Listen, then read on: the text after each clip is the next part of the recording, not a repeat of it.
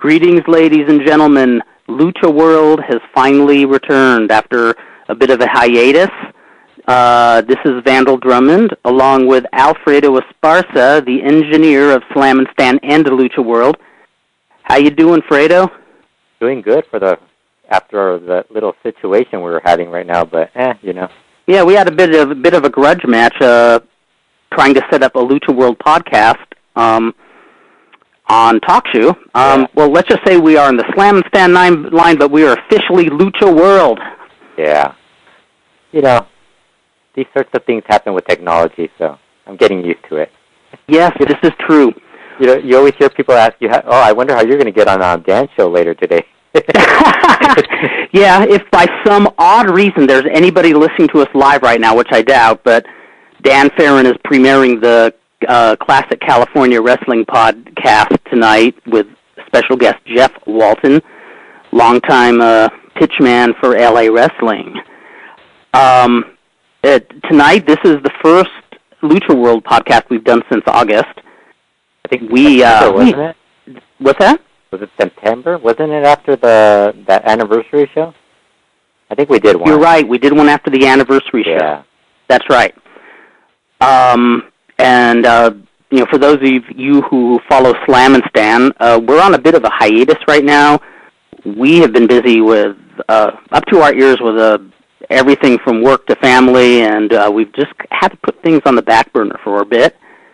It all came together at the same time, too, which was really weird. Isn't that bizarre? Yeah, all sorts of, all sorts of family situations happened right around the same time. Several, family members with health problems, lost my stepmom in September,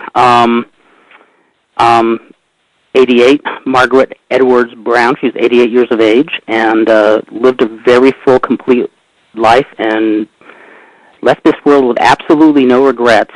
I really... She had an amazing life, too. I mean, when you read that obit that they wrote. Yes. She lived a really full life. She was the niece of the Wright brothers and, was actually, knew one of them pretty well. Just did a lot of things, was a union psychoanalyst, and she knew it was her time and she was totally at peace. I actually learned a lot from her, just feeling so at peace with the life she had, and she was ready to go into the next world. The two of us, Fredo, you and I we have been busy up to our ears with all sorts of stuff. I think this is the first time we've been able to get any, podcasting in ages. Yeah, and I mean, we've missed a lot of lucha lately, too, so. This is true. In fact, the lucha I watched right before starting this podcast was upon your recommendation. It was the most recent CMLL Galavision show, and I am actually glad you pointed me to that because there is so much CMLL Lucha Libre on TV. Yeah, now you get more, right? You get more than I do. I do. I actually, since I have Time Warner Cable, there's a Time Warner sports channel in Spanish, and we get Lucha Libre almost every day from CMLL. Almost every day? Yes. Yeah. A lot of the shows are repeats, but okay.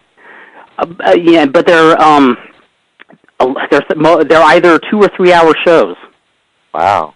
So it's like, and I haven't been able to watch very many because my DVR is filling up so much just with Lucha Libre itself. Uh-huh. But so I'm glad you made the recommendation you made to me because that if I was going to pick one 60-minute show, I picked the right one. And plus, if you're DVRing it, you don't have to watch the commercials. That's the most beautiful part, especially on Galavision. Yeah. Which should be called the infomercial channel with occasional TV programming in between infomercials. Seriously.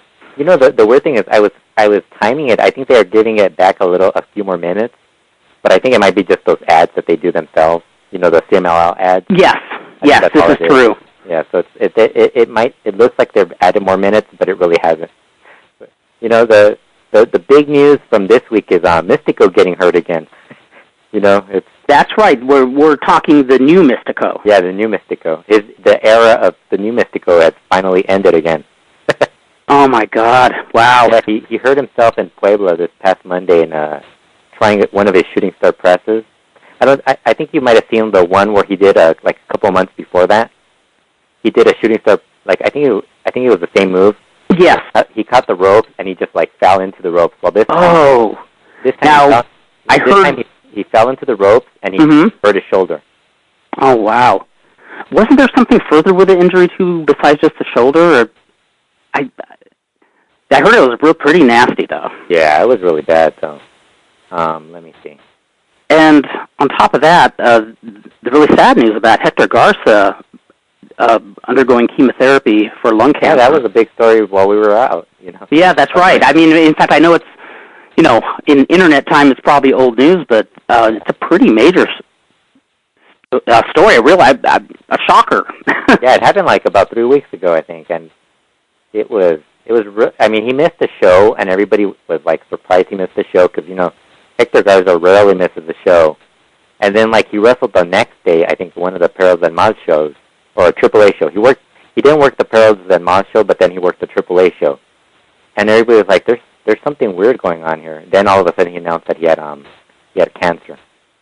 And I heard mention, I believe it was in the Observer, that somebody had seen him recently, and he looks very weak. I mean, that's pretty quick time. I mean, pretty rapid. Well, he's doing the chemotherapy already, so.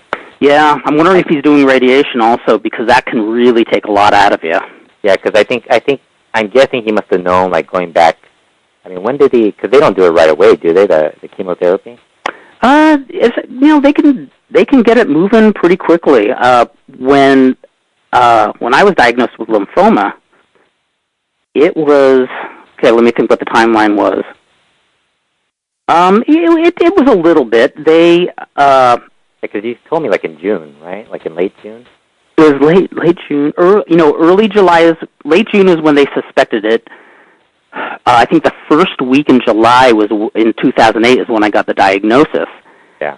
And my first chemo I think was early August, so it was a little while. And I hate to say how bad my memory is from just a little over 4 years ago, but I remember there was some prep. They were getting me. They did lots of blood tests. They did biopsy. They were dotting every I. I think just getting me prepped for it. They even had a crash course where they had me come to the chemo center and just gave me the whole lowdown on what to expect. The one thing I'll say though is I had Hodgkin's lymphoma, which has a really high remission rate. I mean, yeah. And so I think, one thing I'm wondering if they said, well, we have little time to get this started. If it's lung cancer, I mean, it's got to be a lot worse. Yeah, because I would imagine there's times where if it's something that is a lot more rapid and has less of a success rate, that maybe they want to get it going right away. Not that you had the good, not to say that you had the good cancer or anything, I didn't want to make it sound like, oh my God, he had the bad cancer. It's funny though. That's what it is. I mean, when honest to God, when I got the news, both Elaine and I were freaked out for about a half hour, but I felt totally at peace, even not knowing what to expect. But then when I got the whole lowdown on Hodgkin's lymphoma, I thought, oh my God, the odds of beating this are pretty good, and the chemo is no picnic, and I did not have to do radiation, which, was like a double whammy. So, yeah. Just the chemo itself wiped me out pretty good. But I just got a great admiration for people who weather both chemo and radiation, especially ones who have to fight it for several years. I mean, because, like I said, I just had chemo, and that was a lot to endure. And,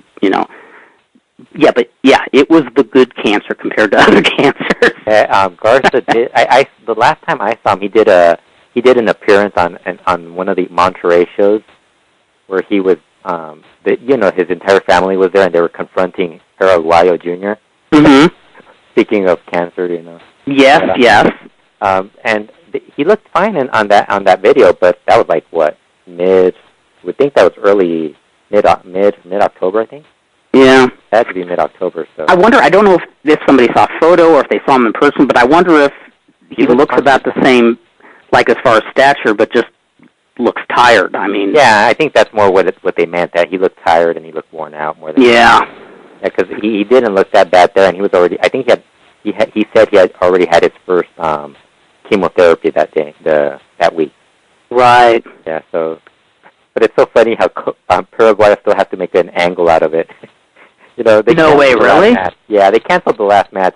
He was challenging Hector Garza to a hair match once he comes back, and I'm like, yeah, you know what? That is so wrong. I was thinking, Cancer's going to take that before you can. Exactly. Yes.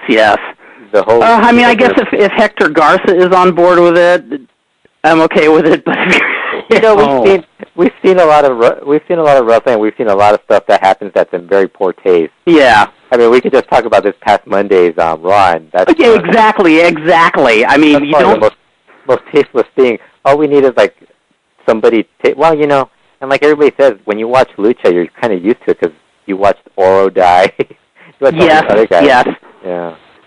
Yeah, you don't have to stray far for bad taste and gimmicks. Well, like I said, if Aguayo saw Garza and Garza said, "Hey, I think that would be a hoot if you challenged me to a hair match," yeah, that's cool. Yeah. I'm fine with it. But if he's just kidding around like that without touching base, that would be messed up. That would be so messed up. But it's wrestling. Yeah, it's wrestling. This is true. The CMLL, they've had a couple of title changes this past week. Do tell. Yeah, they had Pólvora beat Máscara Dorada. Oh. For one of the welterweight titles. There's so many belts, I don't really. I think it was one of the national one. Might have been the national one. And they had Tamatonga. Have you seen him? I'm sorry, who's that? Tamatonga. No. Haku's-san. I have not seen him. Wow. He's tagging with Terrible. Mm-hmm. And they won the tag team titles from Diamante Azul and Atlantis.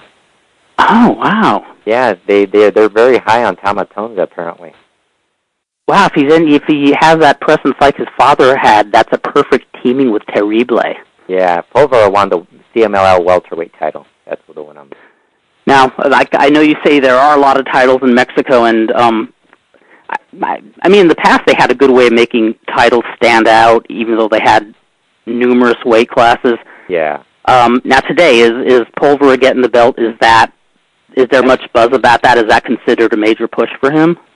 He's been getting a push, but I think now this win was to elevate him into the Guerreros feud. Cool. He's going to be the third guy in the Rey Escorpión team, I think. Oh, very cool. Yeah, he's not that good though, Pólvora.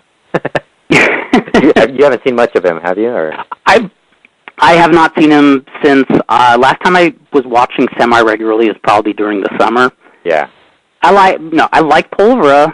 He's pretty good. Like I dig him. He's not a stellar worker, but I dig him.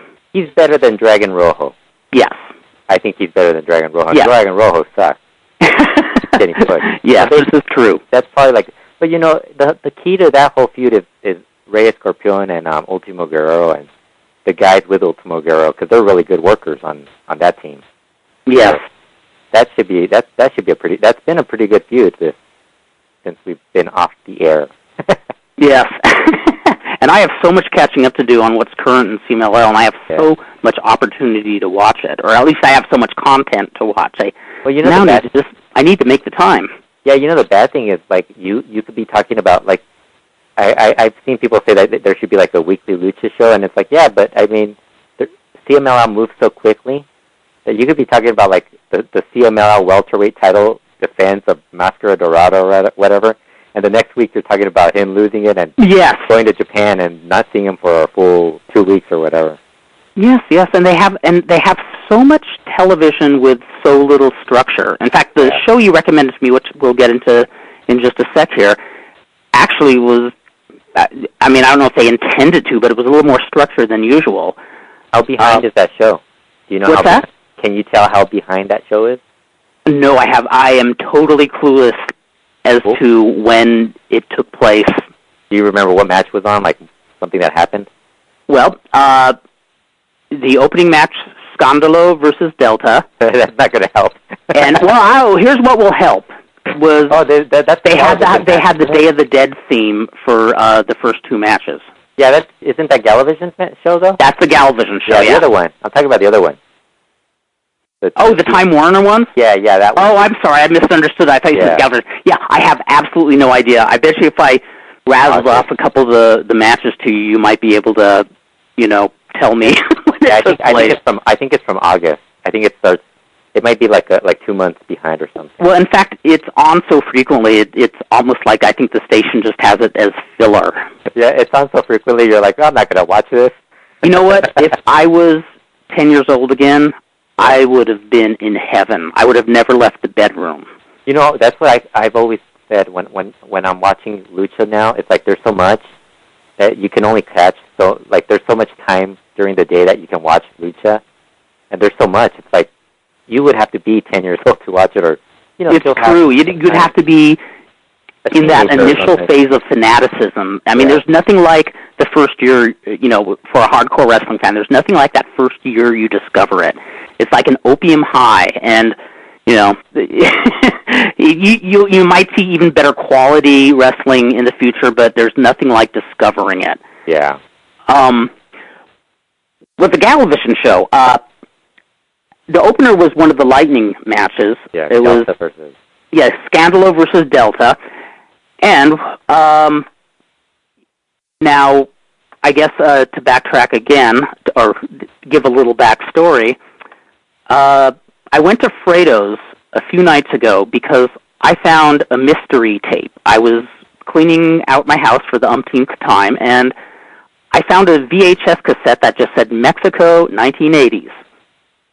And so I went to Fredo's and we popped it in, and it was a surprise package that just, like I said, it was that opium high for wrestling fans. There's so much you could talk about that one tape, and you'd be so depressed watching current. It's so true. It's so true, and there's so much we could talk about on the tape, but I guess if I could say the one thing that stuck, actually a lot stuck out, but if I could just point to one match, we saw that awesome world title match with Lizmark and El Faraon from 1984. Huh. Now, when I was watching the Scandalo versus Delta match, it's almost unfair to compare because, just the difference between Scandalo versus Delta and Lizmark versus Faraon, there's almost no comparing them in any era. But it's an insult to Lizmark and yeah, it is. But remember how I've said over and over again that the thing that leaves me a little cold about modern day wrestling is it's like a video game. Yeah. Where somebody hits somebody, they fall down, they get up, they hit somebody, they fall down and get up.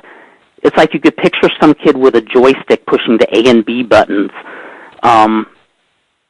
But when I was watching Delta and Scandalo, there was one spot really early in the match where Scandalo gave Delta a chop, and a really light chop at that.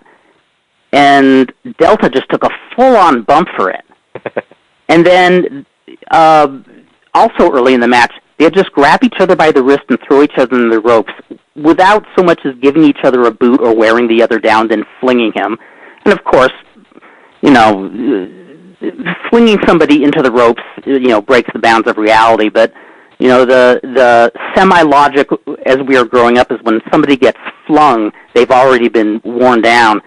And now the guys just grab each other and hurl each other. And, well, when we were watching that match between Faraon and Lizmark, they did those classic Mexican high spots, but they were graceful, yet there was a grittiness and a rawness about them. Lizmark looked amazing. He was incredible. It just looked so like you could make a music video out of that. Just like how graceful he looked and everything. Yes. It was, and he was doing high spots, and it just looked so much better than anything that Delta or any of those guys. No, you're right. And I mean, even the really polished wrestlers, and this is not to disrespect the modern guys, they're really talented, but the stuff Lizmark was doing, it was just so solid. It just wasn't like people were drop kicking each other and doing tope after tope and just kipping right back up. It's like this was really solid work. I mean, they were graceful, yet they looked like these badasses at the same time. And Faraon looked awesome. Yeah, he was really good. I forgot just how good he was. I remember seeing him in 1978 on TV here in L.A. But there was a bit of a style clash when he wrestled folks here, so I didn't really get to see his greatness until I started watching. Did he have to wrestle the Hangman? I don't remember who he wrestled. He feuded with Piper. I just like making fun of the Hangman. Which Hangman? That's why. There's so many. Yeah, there were so many of them. There was the. I just love when you, Dan, and Ryan start talking about Hangman, and it's like, yeah, which one are you guys talking about? I mean, there were 3 different Hangmen alone in Los Angeles. Wow. Yeah, see, that's why I was like, man, that's crazy. Well, the one thing I did like about the Scandalo versus Delta match was I like. What's that? I was going to that it ended. Well, I like that 10-minute time limit, and I like when the time starts winding down how the guys start really trying to pin or submit each other. Like they see the clock counting down, and so they go with the storyline. They just don't do high spot after high spot as the time progresses. And I was actually refreshed to see that Delta won with a simple moonsault. It's like you didn't have climactic near fall after near fall. He just took it straight. And, and then I guess we move on to the women's match. The women's match? Who wrestled that women's match? It was Princesa Blanca. Was that the one with they had the face paint, right? Yes, they were all decked out for Day of the Dead also. Princesa Blanca looks great. She does, yes. That was so cool. I kind of think Celino, went out of his league to get her for some reason. Very she's out of his true. league or something. She is cool, and she's cute, too. And Princesa Sugahit and La Comandante. Now, La Comandante, when I see her, I'm saying, somebody call Pimpinela Escalada and tell him we found his lost sister. That's his long-lost sister. Doesn't it look like they could be twins? It's his big sister. That's right. Yeah, this badass big sister who goes and beats the shit out of anybody who picks on him. And they squared off against Dark Angel, Estrellita, and Luna Magica. Yeah, Luna Magica, I gave her an A for effort. It was that good. You know what? Have you ever seen a female wrestler that looks like her? I mean, Martha Villalobos was chubby and short, but she wasn't that short. No, this girl was short. She's not as chubby as Martha Villalobos was. Martha, I mean, just short, but how short she is. She's like a mini. She is a little gal. Yeah, she's a tiny but with a fire plug build. Yeah. And in fact, I got to be honest, I don't know very much about Luna Magica. Has she been somebody who's been around all this time but under my radar? Yeah, she's been around for a while. Okay. She made events in Japan. I did not know that. You're trying to figure out how bad can this Japanese women's promotion be. No, the thing for one, since I have not watched much wrestling these past 2 months, I watch these gals, and all I can do, since I don't see them week after week, because if there's one thing that they just show too much of is 6-man women matches or 6-woman matches. Yeah. On CMLL, and show a lot of the same combatants over and over and over. Yeah. But since I have not seen it that much for the last few months, all I can do is just compare them to WWE divas and say, hey, these chicks have it going. I mean, when you compare Luna Magica to the divas, it's like seriously not that bad compared to them. Oh, at least she has basics down. Yeah.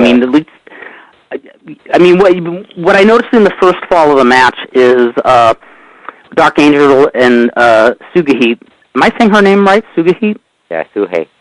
Suhei. Okay.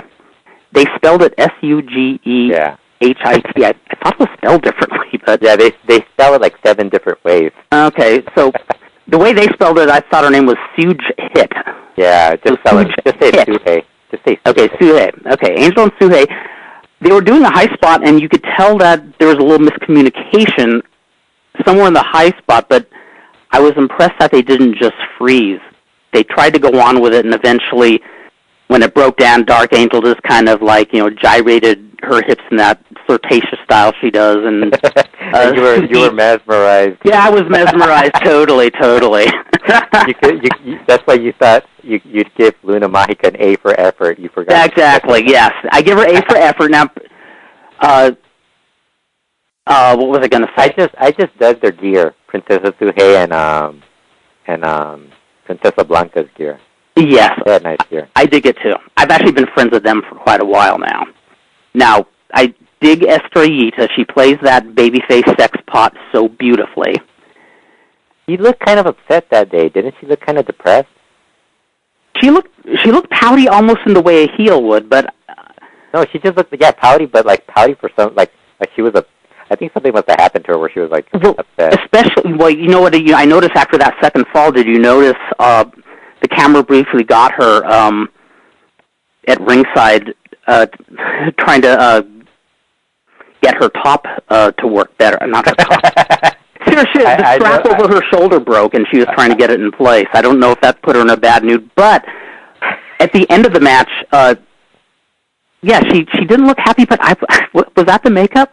I think that's what it was. I think the makeup didn't look good. So yeah, she seemed a little pouty about it because she was fixing her makeup at one point. Because I couldn't tell. I couldn't tell from far when they were. Yeah, because I actually think that's what it was. It's women. What do you expect? And here's another one to monitor whether I've been off the radar for this long, but every fall ended with one pinfall in the tag match. Oh, did you notice that they're trying to implement new rules? Really? Did you notice that they tag in now? Like in I didn't notice that. So if somebody gets thrown from the ring, their partner doesn't just jump in now. Huh? Yeah, have you noticed that they're trying to implement? I have not. Okay, that's new. But each referee is varying in the rule book or whatever, so it's really disorganized. It looks some of the matches just look really bad when they do it. Well, you've taught people this whole style, and now you're telling them to it's almost telling somebody to tell a different story. It probably takes some time to adjust. I think they got to get rid of the 3-fall match period. I think it's kind of getting a little. Yeah, although I love the tag team rule of when somebody gets thrown from the ring, his partner can just jump in and take over. I love the way that keeps the match going. Yeah, and I like that, but for some reason they think tagging in and out, I think they're trying to Americanize it, and that doesn't really work. Oh, I hope they don't go overboard with Americanizing it. Yeah, I mean, one of the things I love about CMLL is it's the closest thing you have to traditional wrestling. Yeah, I remember that because when you started talking about I couldn't remember this women's match, and I remember that's what was really annoying me during that match, that they kept tagging. They like at one point, usually the Rudas would come in and attack, and this time they're just standing outside, like Comandante wouldn't come in for anything. Right. That match was all right. Yeah. Like I said, I the only thing I was comparing it to was really horrible women's wrestling that I've seen elsewhere. Yeah. You could see much worse CMLL women's wrestling. That wasn't even the worst. You got to see the one I saw on Sunday was awful. That whole Sunday show was really bad. Yeah. Wow. I didn't watch the whole thing because you came over. Was that the one on Terra.com? Yeah. The last match I missed because you came over, but that airs again on. Well, that's the other. That is the other thing that was interesting while we were watching the mystery tape with the 1984 Lucha. Just the whole atmosphere. It's like you're saying today, wrestling isn't really thriving anywhere, is it?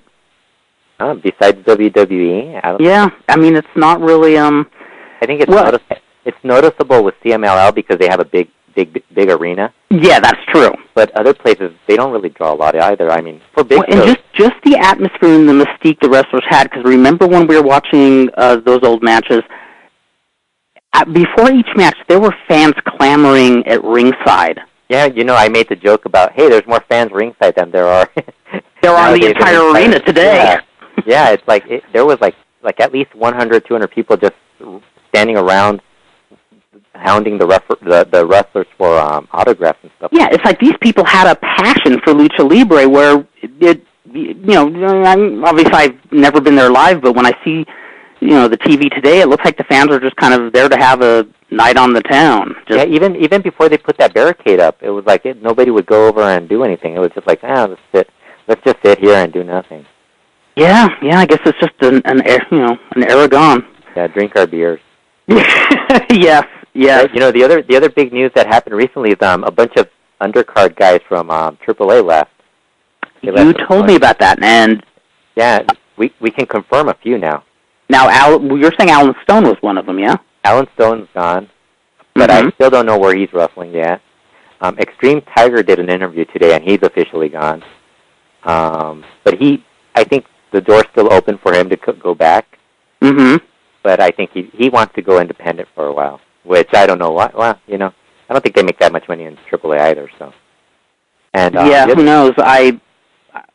Independent was the way guys used to be able to make a living, but from what I understand, that's gone. Yeah, and the other guy who's gone is Dennis.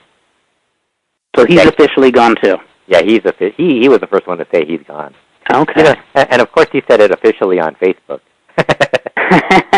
You don't really have to go around and ask people when you could go directly to the source. Exactly. Yeah. Go straight to Facebook and you can find it out in real time. Yeah, and the other guy who apparently might be gone is Tigre Cota. I'm sorry, who? Tigre Cota. Okay. Manuel Mocho Cota's son. Oh. Now he's pretty good, so I hope he goes somewhere. Okay, does he have the same presence as his father did? No, he's not missing his hand. He's actually missing his toes. No, just kidding. No, I didn't mean he's missing a hand. I mean, did he do time in prison like his dad? I don't know. I don't think he has. You never know with these guys, but I mean, I think he might be the guy who could go to CMLL and do, because I mean, he has the connection through Mocho Cota, so they're big on second generation wrestlers. So, who knows? Extreme Tiger said he's not going anywhere. He's going to be independent for a while, and then Dennis said he would consider going to CMLL, but I don't think. Now, I guess here's my question. Is it impossible to make a living doing independent wrestling, or is it difficult? Are there people who manage to do it? I mean, some of those guys are. I mean, if they're still wrestling, they must be earning enough money to earn a living. So, I think I mean, it seems a little. I think unless you're a big name, everybody else has a second job. Yeah, well, because from what I hear, even folks like Hijo de Santo have difficulty on the indie scene. Yeah, and that's why he has all those other things like his store and all that other stuff. But he has name value. He gets booked. He's going to make a ton of money off a book. Yeah. Yes. But I mean, these other guys are like. I mean, I don't think. I'm guessing Dennis must be like. He must have another job or something. Well, I mean, from what I hear, even a lot of the guys in CMLL hold day jobs. Yeah, some of the lower card guys have second jobs. But I mean, I think Dennis would be great in that Invader group. He'd be pretty good. That'd be very cool, actually. Yeah, with like Volador and Mije and all those guys. That would really be awesome. You know what you gotta watch? You know what you really have to watch that's on, I think it's on YouTube. It's on the Cubs fans YouTube page. Mm-hmm. There's a singles match between Diamante Azul and Volador Jr. What's going out of my way? Yeah, well, it's not a really great match, but it's really fun to watch Mije, like Diamante Azul almost kill Mije, like 20 different ways. He basically, he German suplexes Volador Jr. and Mije at the same time. Wow. So sweet. Okay, I got to watch it just for that alone. Yeah. Diamante Azul. Now, of course, this is the guy who is almost a carbon copy of Blue Demon, and it's almost like CMLL thumbing their nose at the Blue Demon family. Yeah. How is he getting over? Is it just do people just see him as a ripoff, or is he going over with the people on his own? Or he's getting pushed to the moon by the promotion, but the fans hate him. Okay. Yeah, the I mean, and I think not all fans, but a lot. He has way more detractors than he has fans. Gotcha. I mean, I actually think he's pretty good, like, for a big guy. You know, he's not a main event guy. I was saying this on Twitter. I think he's like a third guy on a good trios. Right, but as far as being pushed on his own, no way. On his own, he's no Rush. He's no Rush. Rush on his own is really good, which is amazing to say. And you know, I always crack up when Dr. Lucha says he's okay, and I'm like, no, he's pretty good now. I mean, he's not as bad as he was like 2 or 3 years ago. Oh, Rush! I am just a huge fan of Rush. Yeah. And I'm not talking Limbaugh. I'm talking the coolest wrestler in Mexico today. Yeah. What else was I gonna? Now, while I'm just barely refamiliarizing myself with CMLL, I have no clue what's going on in AAA. Oh, good. Neither do I. No, just kidding. No, they're getting ready for their Guerra de Titanes show, and they just announced they have 2 main events already announced. The first one is going to be Messias defending his belt against Tejano Jr. Oh, very cool. Good. That should be good. And the other match, I don't know if you know, they've been building up a feud between Vampiro and Chessman. I did not know that. Where Vampiro basically killed Chessman on one of their last shows. He threw him off a cage. Or there was this little scuttlebutt between them where that was basically the agreement or something, where he was going to throw him off a cage. Mm-hmm. And they were going to have, everybody thought they were going to have a singles match or something, but it ended up they're going to do like a 6-way cage match where everybody's going to put their hair, I think it's hair, and I don't think there's a mask guy in there. There might be a mask guy, but a hair mask. Yeah, everybody's putting their hair on the line. And, well, you know how I feel about multiple people in a cage for stiff matches.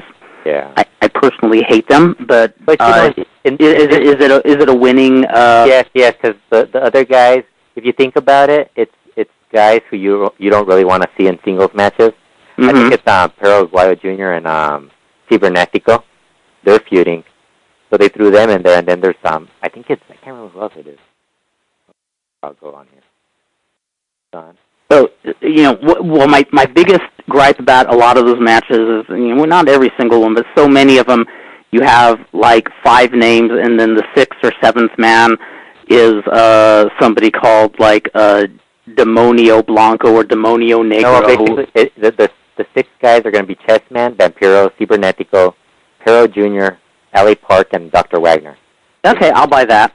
Yeah, loser. Okay, I would like to see that. Yeah, loser loses mask or hair. But, you know, it's going to be either Vampiro or Chessman. As long as somebody loses their hair and it's not...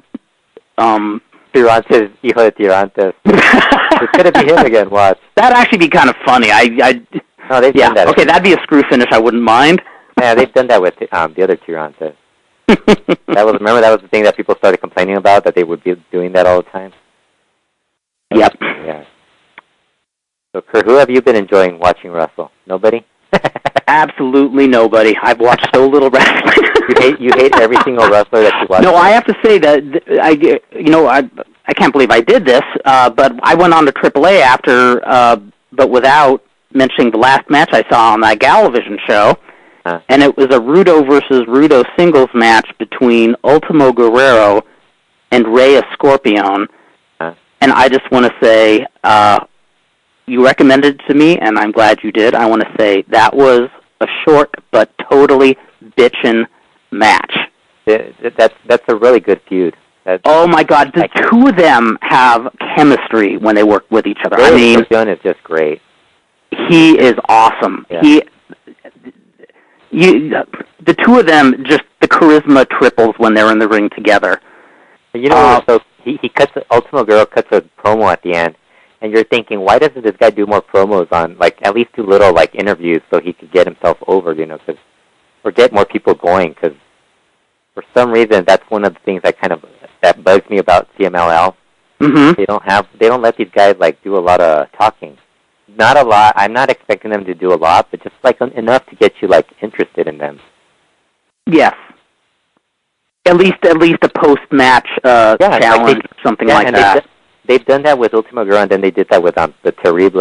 They did that one time too. Now, this match started off with Guerrero just tearing into a Scorpion. Gets him out of the ring, does a tope. He gets back in the ring, then does another tope outside of the ring, an over-the-rope tope onto a Scorpion. And I just thought, oh, okay, this is going to be a spot fest. Then he gets back in the ring with a Scorpion laid out on the floor still, climbs up on the turnbuckle, and gives him a plancha. That's such an awesome sequence right there. Yes. So he nails him 3 times outside of the ring, then he gets back and he wins on a countout, and I thought that was really cool, because my biggest gripe is you see topes after tope after tope, and they mean nothing, because somebody gives somebody a tope, and then they get back in the ring, and they're both good as new, almost like, they did it for the sake of just jumping about. I love this. This is a reason for the tope, and he just destroyed him with it. Yeah. And then the second fall was really quick too, but I love how. Yes, you're right, and you were saying the word is that's kind of Ultimo Guerrero's booking plan. Yeah, the Mascara Dorada Pulvera match. The first fall lasted less than the Divas match. it was like 90. It was less than 90 seconds, and it's like, okay, that's over. Then the second fall went like 4 minutes. I was like, oh great, this is like the shortest match. I mean, it's like, why do the falls? And with no variety, why don't you occasionally have a lengthy first fall to kind of throw people off, kind of? Yeah. And, well, that second fall, what I did like is I love how Ultimo Guerrero is still all over Scorpion. He's still laid out from that first fall, and Guerrero goes to put a submission hold on it in almost like an exotic MMA style. Out of nowhere, Scorpion just reverses the submission hold, and Guerrero taps out. And then the third fall was, okay, I'm showing my age. I'm definitely a half a century old, because there was outside interference, and I can't remember who it was from. It was Dragon Rojo. Dragon Rojo. Yeah. He's going to interfere on behalf of Rey Escorpion. So, he runs to the ring apron, and while Tirantes is shooing him away, Escorpion goes to give Ultimo Guerrero a foul. Ultimo Guerrero blocks it, gives him a foul, pins him clean. Yeah. That was a really fun, short match. Really effective, too. Yeah. And the two of them together, Rudo versus Rudo, in that short a time, it was dynamic. Those guys just have such a great presence, and I hope this feud continues. I think the last 2 months, I've gone back on the Ultimo Guerrero bandwagon. I was really like not liking his matches or anything lately, and then like he started doing the En Busca de un. There's a reality TV show that they do in Mexico. I don't know if you've heard of it. I've heard of it. I've never seen it. Yeah, it's not the luchador one. It's En Busca de un Idolo. Oh no, I don't think I've heard of this one. I can't pronounce it now. My Spanish is. It's called. Was that Looking for an Idol or? Yeah. Do you remember that tournament they did? Yes. They did a reality TV show based off it. Okay. And, the highlight of the whole thing is Ultimo Guerrero. He's the team captain, so he just complains about his team all the time. His coach for his team is Tony Salazar, and all he does is complain about the team, and then Tony Salazar is complaining about him being the leader of the team. So it's like, an old guy complaining to this younger old guy. So they're kind of almost capitalizing on the old school versus new school. Yeah. Well, Ultimo Guerrero, his whole thing is that he wanted his whole team to be from La Laguna, where he's from, and so he had Euphoria and Niebla Roja, the guys he teams with now. But he went to go talk to Tony Salazar, and Tony Salazar told him, I'll be the coach, but I want my guy to be on it. So he put Puma King and I forget what the other guy was. Pulvera. And so whenever Ultimo Guerrero, whenever the other two guys fail, he starts complaining about how shitty they are. And he did this one dance he's talking to Puma King, and he's telling him how bad he was and everything. He's like, "You're horrible. You're playing to the crowd. You're just like your uncle Felino." So he starts doing this dance. He's like, "Look at me, look at me. I'm Felino. I'm Felino. Look at me. I'm the dirtiest. I'm the smelliest guy in the world." And it's like, I think you could sell more tickets to a CMLL match just by showing people this show. And this is a really good show. Like, I enjoy actually recapping this show. Like, this is like my gosh, this is like the only show I enjoy recapping. Like, everything else is like, yeah. Well, as we're gonna try to make LuchaWorld Podcast more frequent, you're gonna have to keep us up to date in this. I like what I'm hearing a lot. Yeah, they skipped a couple of shows, but it's every single time. And then they had he wears Puma King's outfit is like this crown and this robe, and he starts making fun of the crown and the robe. He's like, "Where did you get that from? Walter Mercado's closet?" Or, have you heard of Walter Mercado? I know Walter Mercado very well. I remember, of course, I channel surfed a lot on Spanish channels when I was a kid and a young teenager, looking for Lucha Libre or Titanes and El Ring. And the two things that blew my mind, one was when I came across the show of Iris Chacon. Oh, wow. Oh, my God. Iris Chacon. I said, okay, I do believe there is a divine creator, and this is one of those divine creatures he's ever come up with. She was like oh, man. Yeah. I said, yeah, God did create woman, and what a woman he created. And then the other thing that blew my mind in a totally different way was Walter Mercado. And obviously speaking no Spanish, I think he was doing an astrology thing. Yeah. Oh, wow, you do know who he is. Yeah. I thought you were going to pull, like, one of these, like, completely different guy where I would tell you, like, you were wrong, and I was like, wow, you really do know. Well, I didn't realize that at first. I didn't know. I couldn't tell if he was a motivational speaker or an evangelist, but I just thought, here is this flaming guy who, even though I can't understand what he's saying, this guy is cutting a promo unlike anybody. Yeah. I mean, I couldn't stop watching him. Like I said, not rhyme or reason what he was talking about. But I eventually figured, I think he has to do something with the psychic biz or the astrological biz. But yeah, it was astrological. Now, us gringos are always told when, as we're growing up, how macho Mexican culture is. And here's this guy who was more feminine than most starlets. Yeah, and he's still around. I think he's still around right now. So I remember the last time I saw him was a few years ago. He had an infomercial where he was trying to sell some sort of funky jacuzzi or something like that. Yeah, it was really bizarre. Again, it's ironic that I love lucha so much, but my Spanish still sucks. Yeah. But I sat there. It looked like one of those jacuzzis that's supposed to restore, your youth or some crap like that. Yeah, but see, that's what makes that show so great. Like, that's all he talks about. And then there's this one episode where Ultimo Guerrero's upset, and Tony Salazar's walking out of the Arena Mexico, and all of a sudden you see this car just drive by really fast, and you think, oh shit, they're going to do that Memphis angle where they run over Tony Salazar or something. But it's just slam somebody through a windshield. Yeah, and he stops, and he just comes out of his car and just starts screaming at him like, you promised me they were going to be better, and look at them, they suck, they're horrible. And he's like, oh, what about your guys? They're not doing this too well. And it was like, and it's so funny because you have Atlantis who's like so non-charismatic, and he just doesn't, like, that part of the show, it's like him being like the really nice guy, he's really friendly and all that stuff. And like his teams, like, they rarely show them, but the whole show is just focused on Ultimo Guerrero. Just like him screaming at everybody, yelling at everybody, getting mad, looking at the TV screen and grabbing it and like just yelling at it. Him and Tony Salazar have been like the best thing on that show. Wow, Tony Salazar, I mean, somebody from the old school who they should probably utilize a little more than they are.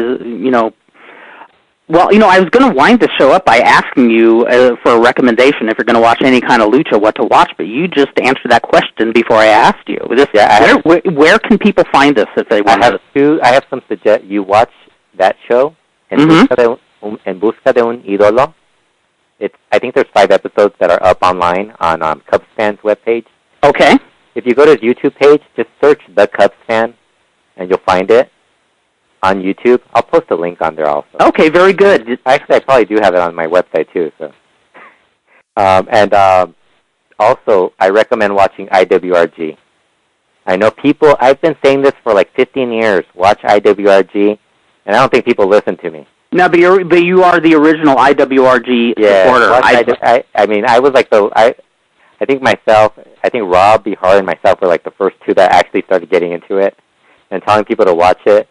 And then we started getting a few more people watching it, but we still don't get enough people watching it. Now, is that easy for people to find on the internet? Just go to the Cubs Fan website, and then there's another guy who's called Lucha Libre de Mexico. Mm-hmm. He has a bunch of IWRG, and then there's a bunch of stuff online. If you just type in IWRG, you'll probably find it. Well, and I'm one of those who's guilty of always saying, I'm going to watch some of this IWRG and haven't, so let that be my commitment for the next episode of LuchaWorld. Yeah, anything with freelance work. With freelance? Yeah, freelance. Okay. They also do these tournaments, these crazy tournaments where it's like the Torneo Cibernetico. Mm-hmm. They had the last one. That's actually on Black Terry Jr.'s YouTube page. It's Los Guerreros wrestling school. Yes. Versus, I think it was Black Terry's. This sounds really intriguing. Yeah. And they do some crazy-ass dives. There's guys you're never going to see again, or they might be re-gimmicked down the road. Right. It's really good. Okay, that's something to check out. And you could watch 30 hours of CMLL every week on there, too. Exactly. I want something different, and, and I have no excuse because in this day and age, if you hit the internet, you can find something for everybody. Yeah, there's a lot of wrestling now. You can watch New Japan Wrestling also online, too. So very cool. Well, we're going to wind this up for this week, and going to check out the official premiere of Dan Farron's California Classic Wrestling after he did 2 experimental episodes. Yeah, don't call in right away. Give him some time. Come on. Yes. Let him get warmed up, ladies and gentlemen. Yes. And I will heed that same advice. But anyway, Fredo, we will reconnect again really soon. Another episode of LuchaWorld. Yep, we will, definitely. And until then, ladies and gentlemen, may the right hemisphere of the brain short-circuit the left hemisphere, the left hemisphere short-circuit the right hemisphere, and bing, you're there. Lucharon, 12 caídas. See you next time, folks.